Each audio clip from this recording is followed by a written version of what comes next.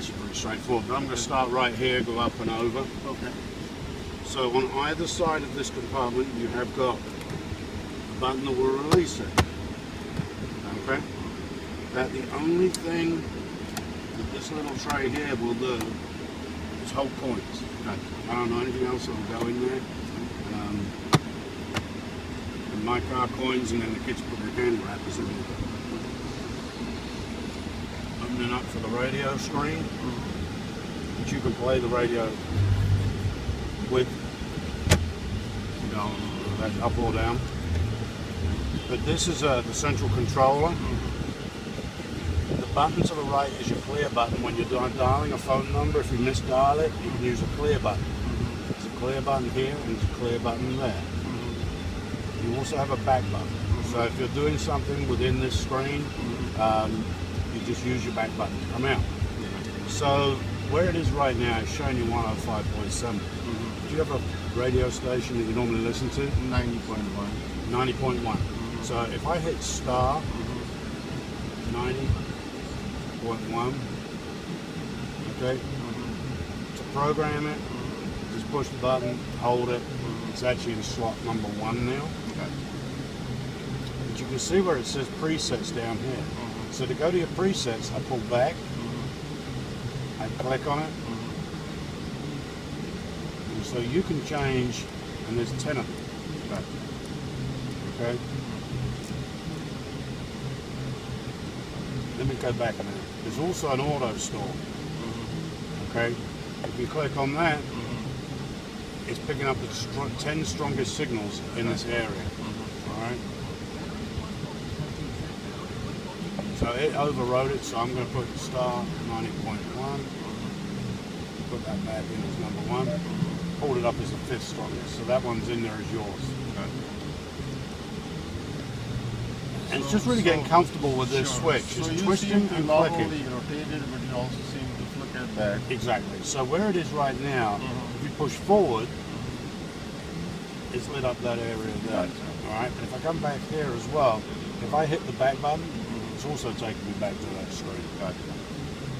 It's just having multiple ways of doing this. So if I come back down to the bottom, and then I twist over to the right, I push down on the sound, and then this is where I can adjust my bass, and it twists. But once I'm done, to come out of that, use the back button. Your balance and fade, this is the one that it loses, it's not twisting anymore. So if it's not twisting, it's actually become a toggle switch. To come back out, and I could do the treble as well, but to come back out, I use my back button, until it's all the way out. All right. Info is just changing the screen over to show you what's on there. If you're on that screen and I hit the back button, it just comes back. And if I just want to manually change the station? Yeah, you got it. Twist it. Okay. You just go to the next nearest station. Like, yeah. Right. And to go back to your preset, you just push the button. For the camera, I'm about to sneeze. Just in case so that's the radio side of it. And you got radio, you got the CD, which is this right here with the eject button there. Okay. You can use these buttons to get to your tone, to get to the tone, the bass, the treble, right? And then the back button. So you can use these systems. It's where I can just adjust the screen brightness and also whether I want it on automatic. So I'm going to leave, if I put brightness, then I've got my adjustments right there. Right? You can even change the language. I'm moving on English because I'll get confused. English is fine. Yeah. So back to the radio. All right. The where it says radio, you can also do it that way. So I hit the star button to enter in a radio station, or you can do it through radio as well. All right. To get to AM/FM, just keep pushing the radio button. You've got the electronic weather band. And normal lows are around 45. Background to FM. Alright. You kind of comfortable with that? Yeah. So basically, this is what it is. This is to bring the lower screen, and this is to bring to the upper screen. Okay. This is one of those things. These are the only two screens that light up. Not yeah. So you don't go to the third screen. So no. So what kind of info can you get from there? It's just giving you the red info. There's none on that one. Okay. Let's put it back on your 90.1. There will be.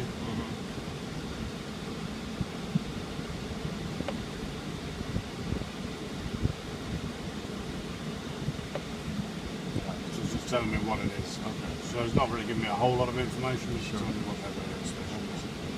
And then you want to get out this back. Yeah, just because when your hand's here, it's easy just to be pushing buttons and looking at the screen. It doesn't matter. And this is the blinkers, or That's the Hasselborn yeah, blinkers. blinkers. Let's work our way up and over. Okay. So if you're in a position where you're comfortable to put your foot on the brake, so the gear shift pattern, it'll actually flow through there very easily, right? Because I know a lot of people are trying to follow the line, which is what the gear shift needs to do, but it will flow. But once it's in drive, okay, and it indicates it in the dash that it's in drive, if you want to change down, you push it towards you.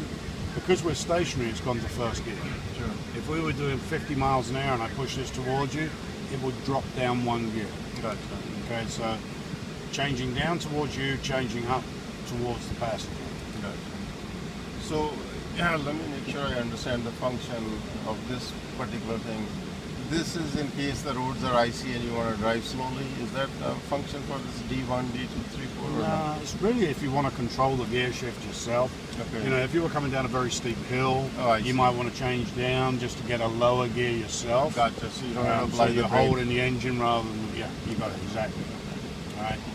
But if somebody's not paying attention and they're sitting at the lights and they tap on the gear shift, Then they're going to get into lower gear. they're in a low gear, and then you just look down there to see, oh, yeah, it's in D1, push it towards the plus, and it'll just go straight back up to drive. But it is 7 gears, so 1, 2, 3, 4, 5, 6, and D is 7. All right. And what is the E stand? It's in the economy mode. Okay. I hit the switch, and now it's in the sport mode. It does make a difference to the way the gear shift pattern will occur. Okay. There's more performance with the sport mode. And now I can let go of the brake, right? You may let go of the brake. Okay. Your air conditioning controls, which we've actually got on max cool right now, and we'll turn that off so you just control that fan a little bit. So you've got the up and down fan, so there's 2 switches control that. You have the auto button. You have a recirculation button closing the outside vents and just using the air, recirculating it through the cabin. Your maximum defrost for the windshield. Heated rear window, and then you found the max cool already. Then this switch here is the one, whilst it's on auto, there's nothing lit up. This one though determines where the airflow will come from. All right. Again, to go back to auto, you just hit the switch, and of course it's dual climate control. Sure. Heated seats, obviously both sides. Sure. If you turn them on, after about 5 minutes or so, one light will turn off without you doing anything. After about another 5-10 minutes, the second one turns out, and there's not an exact science to the numbers I'm giving you here. And then eventually the third one will turn off. And I guarantee you by that time you are warm. Gotcha. Cushion and backrest. Gotcha. All right. Just another way, just looking up, because you can use that to go to the next radio station as well. Gotcha. And if you're on the CD, it'll take you across the tracks. Gotcha. And to turn the radio on and off, is this a button? Correct. Gotcha. If you can drive around with that closed up if you wish, or leave it open, it makes no difference. Okay. Sure. Now your phone should be already in the car because we programmed it the other day, so let's put it on the phone. So it's already picked it up because when I brought the car out, there was no phone being allowed in there. So it's already picked it up and you're the owner of the car, so it is ready for you to dial a phone number, and you can do it several different ways. This is probably the easiest way. Just to dial the number. To send it, there's a couple of different ways. You can use the button here, or you can use it up on here.